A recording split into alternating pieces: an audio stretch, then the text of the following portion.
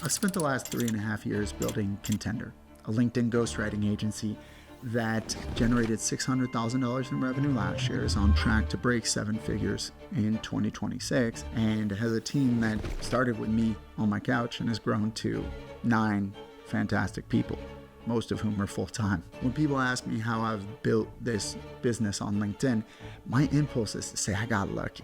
And the response is usually, no, you didn't. That's not luck. In this video, I want to explain myself. I want to walk you through the 4 different types of luck, how those different types either did or didn't play into my LinkedIn journey. And I also want to talk a little bit about how I believe you can get lucky on LinkedIn. You don't need to be a LinkedIn ghostwriter to get lucky on LinkedIn. Regardless of what career path you're on or business you're building, there is so much opportunity out there to get lucky.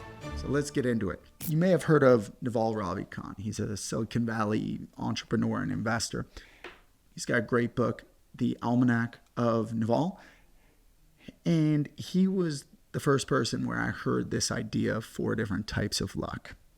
And when I think about luck, and when we talk about luck, we tend to think of the first type of luck, which is, if I could get my pen to work for me here, we tend to think of, there we go, dumb luck.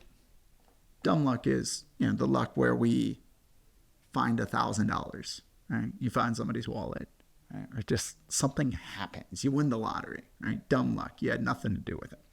That's what we tend to think of. And so when I say I got lucky, man, that's what people are pushing back on, thinking that I just found this business on LinkedIn.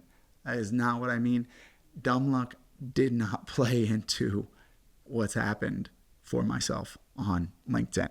So let's move right along. The second kind of luck is luck through motion. All right. Now, this means that you're producing activity, right? You're doing stuff. You're making things happen, increasing the surface area for luck to find you simply by virtue of covering more ground and making more stuff. So when I started posting on LinkedIn at the end of 2021, this was right after I had left the practice of law, where as an attorney for 12 years, I basically ignored LinkedIn the entire time. I left the practice. I took on a business development role with a friend's consulting company. He said, you need to learn LinkedIn. I said, okay, fine. I started paying more attention. I took a course. I started posting daily in January of 2022. And I've more or less kept up a cadence of, let's say, 300 plus posts a year since then. Right? So in 2022, I think I posted like 321 times or something. So in addition to those posts, I was commenting all over the place. I was DMing a bunch of people. I was doing a lot of those coffee chats where you just hop onto Zoom with a fellow LinkedIn nerd for a half hour to just talk. I was doing all this sort of stuff, and I was experimenting with different kinds of content, video, making carousels, and yada, yada, yada, right? So I was doing a ton of stuff, right? And I basically posted 300 times before I sold anything on LinkedIn, like before I ever got to the ghostwriting front. So this piece about motion, luck through motion, 100% applies. Right? That had I not put in all the reps and put in all the time, there's no way any of this happens. All right? Does that make sense? So let's move on to the third one. I think that one's pretty straightforward. The third one is luck through awareness. This is a form of luck that is related to your experience, your expertise, things you just understand based on everything that's come before. And this most definitely applies to me and my LinkedIn journey. When my buddy Josh said, you need to learn LinkedIn, I was not excited about it because as a lawyer, I had no use for it. I only saw LinkedIn as a place I could get in trouble. And it was only when I stopped being a lawyer and I started trying to sell stuff on the internet that I saw LinkedIn in a different way. It just opened up at some point where it was what had been just a digital bulletin board where you would stash your resume and maybe announce when you got a new job, became a real network. And there's that idea of your network is your net worth, right? And I started to see that in real time. It was maybe about 9 months into it, the summer of 2022. I'd been posting mainly about creativity, but I was having all these lawyers look at my profile, some of them liking my posts, sending me messages saying they appreciated what I was doing. And at some point, I just sort of became clear that what's going on here? The algorithm doesn't know what to show the lawyers.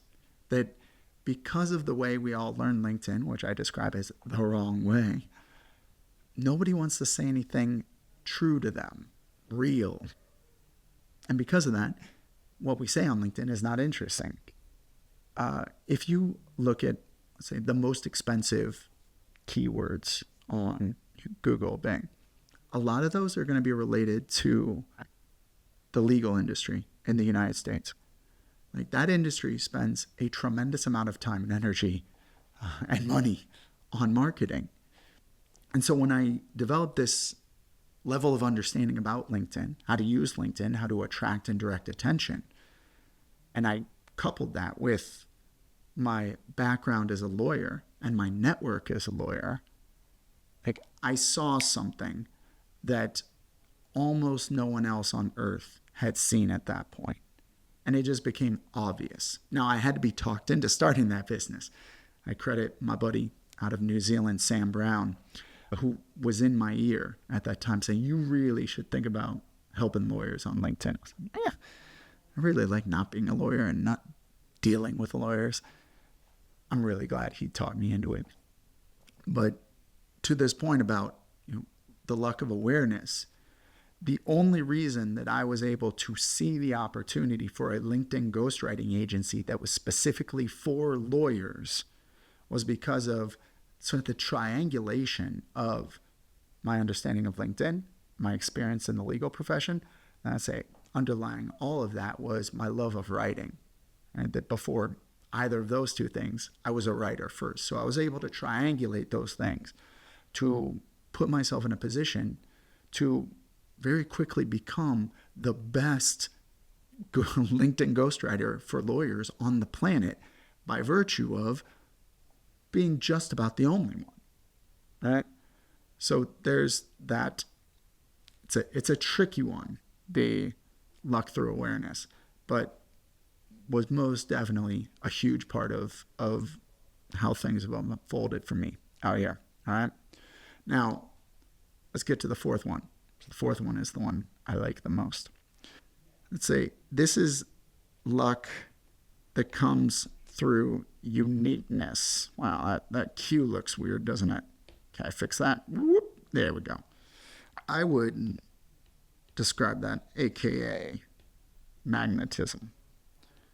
And this is the thing that I talk about with my clients and to all you people out there, that our goal with how we show up on LinkedIn is to become magnetic, right? We want to be able to attract the types of people, conversations, connections, and opportunities that we're looking for, right?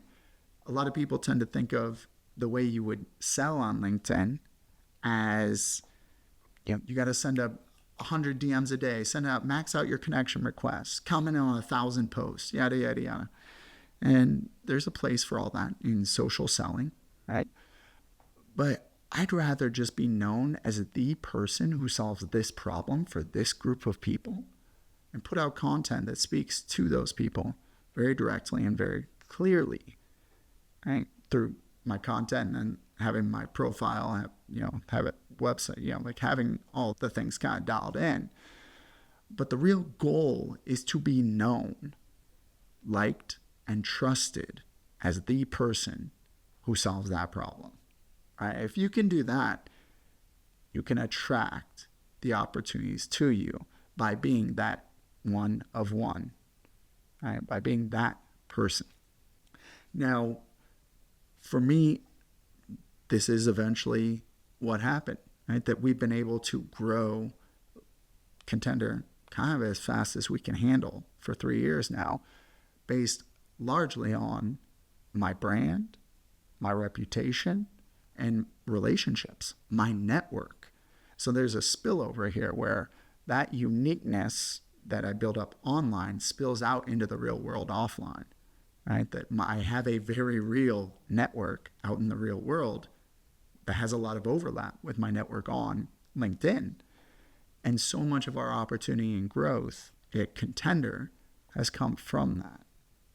Quick example of that. A few months ago, I did a presentation at a law firm in Washington, D.C., where my fee for that was 10 grand plus travel. I didn't go out like actively selling that. Like, the opportunity came to me through one of their lawyers who had been attracted to something I had offered, a little month-long course. She did that, and then she was talking to her marketing people saying, we should really consider working with this guy.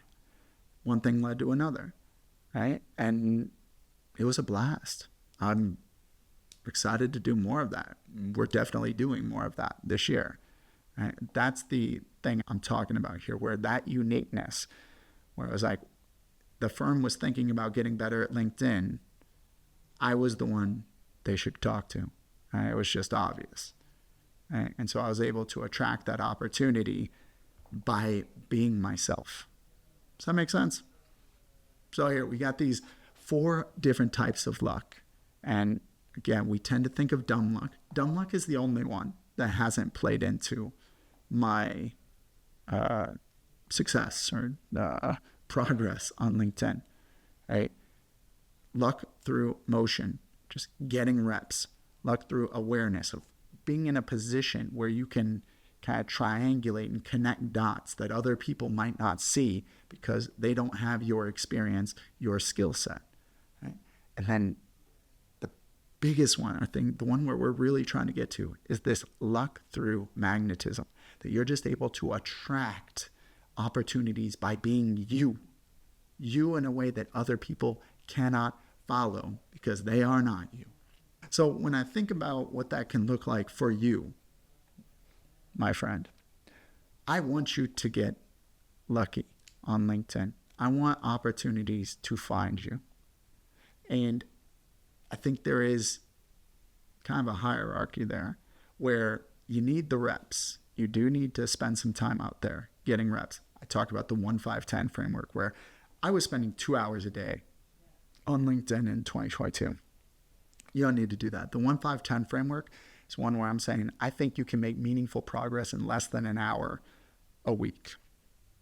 1 story-driven post, 5 generous DMs. That means you're being generous with your time and your attention and connecting with people in your network.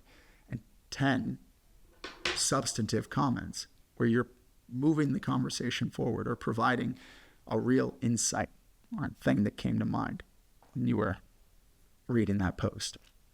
Now, if you can do those things as like the motion, like you can create meaningful progress on leveraging LinkedIn. It's going to take some time, but I think that very simple, basic metric can help get you there. All right. Now, the awareness one is going to be more situational, and I think it follows the motion.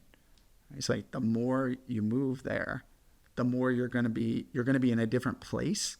And from that different place, that different vantage point, you're going to be able to see different perspectives, right? And hopefully make connections that you didn't see before and that nobody else is seeing because you are in a different place than they are, right?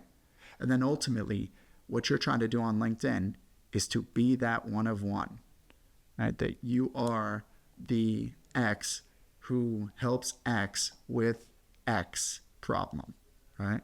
That's really where we're trying to get to, that point where you can be magnetic. And once you do that and people know you as that, you can start attracting those opportunities. Clear as mud? So what do you think? You agree? I got lucky? I did, right? I feel lucky. I feel grateful. There's still so much opportunity out there for me, for us, for you. So feel free to connect with me on LinkedIn. My profile is down there. You connect with me. Don't forget to smash that subscribe button, and I'll see you out there. Thanks for watching.